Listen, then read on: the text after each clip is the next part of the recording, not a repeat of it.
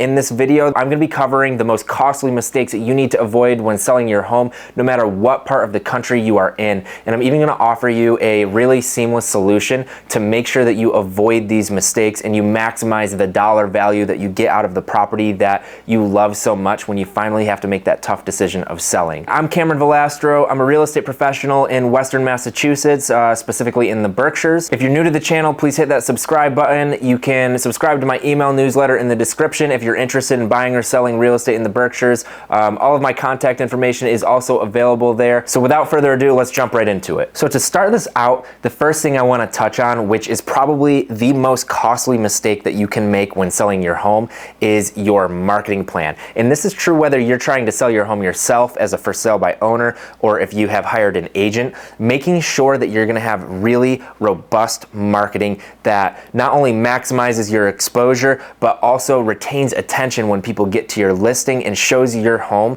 in the best light possible to get people through the door. This is imperative if you want to maximize the dollar value of your home. It pains me when I see somebody's home go on the market and there are lazy iPhone pictures taken of the property that just don't show any of the great things that that property offers. And to get specific, bad photos, that's an obvious one. You need really good photos. If you are hiring a real estate agent, you should be making sure that they intend to bring in a professional photographer. And there are some agents out there that can do great photos themselves.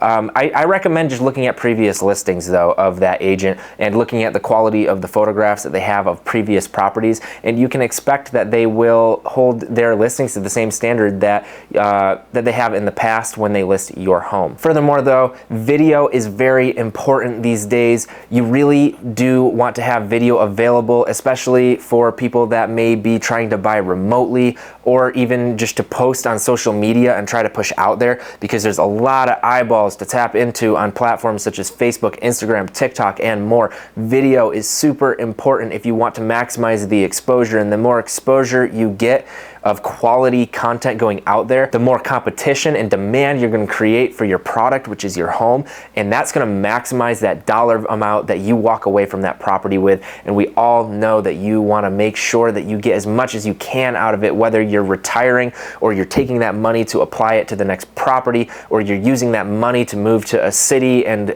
just pursue some dream or open a business, whatever it may be.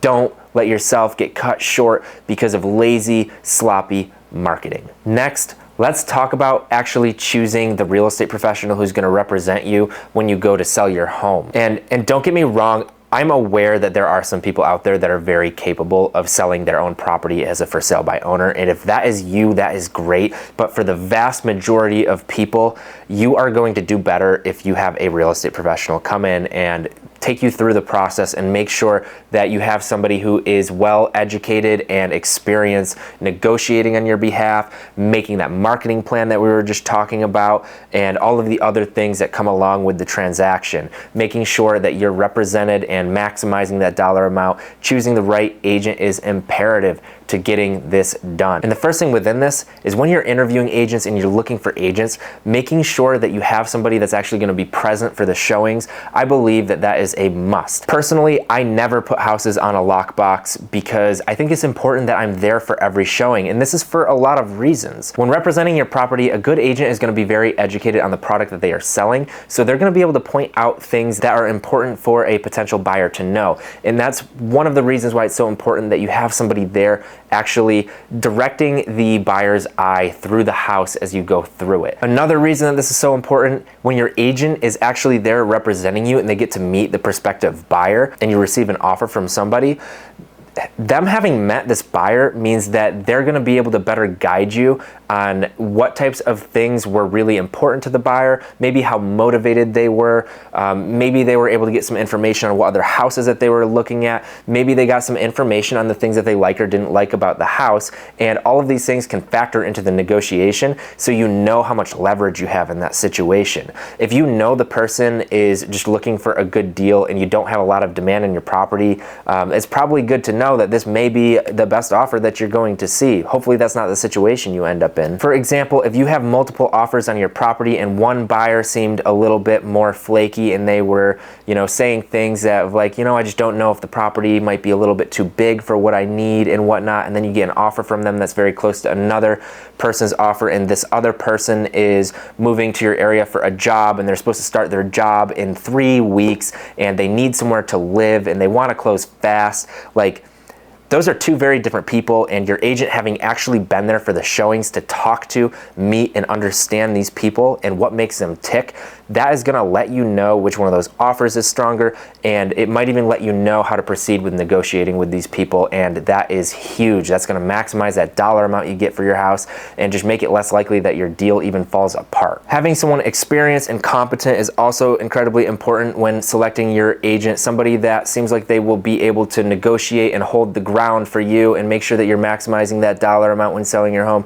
That is super important. Also, having access to their Rolodex of different contractors and whatnot should inspection issues come up. Having an agent that can connect you with the people to resolve these problems quicker, cheaper, easier, that is going to be well worth their weight in gold. So please choose your agent wisely. If you are at the point of selling your home and you would like some help selecting an agent, please feel free to reach out to me regardless of what market you are in. I'm happy to help you anywhere in the United States. I have a referral network across the entire country, and what I'll do for you is interview the agent. I'll make sure that they have all of the negotiating skills, the experience. I'll take a look at their previous listings, their marketing, and I'll talk to them about their marketing plans to make sure I'm setting you up with a highly competent individual in your marketplace to help you sell your home, maximize that dollar amount. And I'm happy to do that regardless if you're moving to the Berkshires or anywhere else. Whatever your plan is, happy to help. Contact information is all in the description. The next item I want to touch on is what I would consider to be the listing launch. And this is that first week or two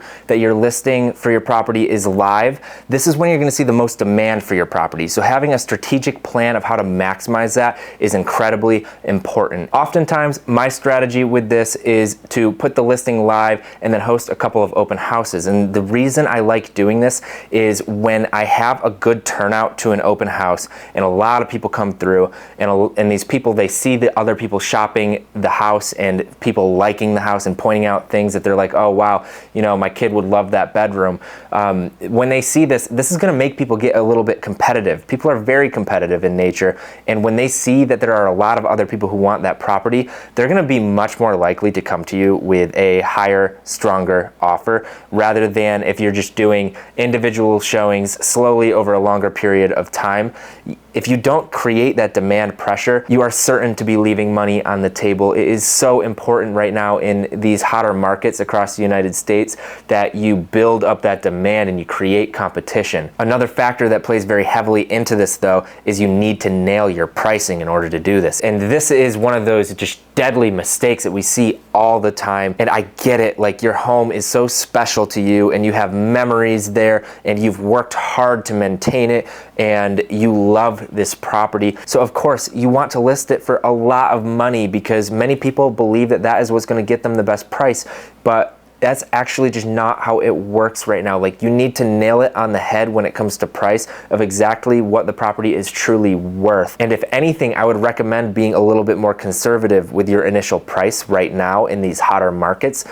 Because if you get more people to the open house and you create that competitiveness, like I said, that is going to drive the price up. You're going to get better terms, you're going to get less flaky buyers, and those are all good things for you as a home seller. On the contrary, if you put your property on the market at a price that's too high and you get a very small amount of initial interest and you don't see offers for those first couple of weeks, and then you start having to have that conversation of dropping the price of your property, the longer the property sits on the market and the more you have to cut the price, the more people are going to be sitting there wondering what is wrong with that property, why hasn't it sold? And this is not a good position for you to be in as a home seller, obviously. What often happens in those situations is you'll have people that maybe they would have been interested in the property, but they're just sitting on the sidelines waiting to watch you do another price reduction and just curious to see how low will this go before they'll consider coming in and snatching your property up for a really good price. The other downfall to this type of situation where you've been on the market for a lot of time is when you don't have multiple people competing to get the house and you accept an offer, that buyer when you get to the inspection, they do not have pressure on them of there being another buyer waiting in line to buy that property if they don't play nice during the inspection and they try to hammer you for all sorts of repairs and concessions. That buyer is going to know that they have more leverage than you, and leverage is everything in a negotiation.